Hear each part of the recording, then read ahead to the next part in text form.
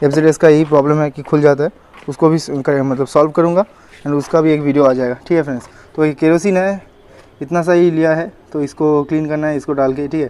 तो जो ब्रश मैं बोला था वो ब्रश है तेरे पास?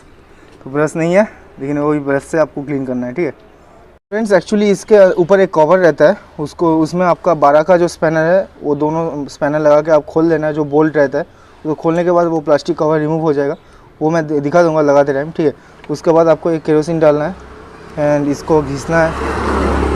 तो इसके लिए आप इधर भी पहले चेन को क्लीन करने के लिए इधर यूज़ कर सकते हो फर्स्ट गियर में गाड़ी को दे के, लेकिन कैसे करना है मैं आपको दिखा देता हूँ, ठीक है। गाड़ी को पहले स्टार्ट मान लीजिए, फर्स्ट गियर में डाल दीजिए गाड़ी को, उसके बाद गाड़ी को छोड़ दीजिए।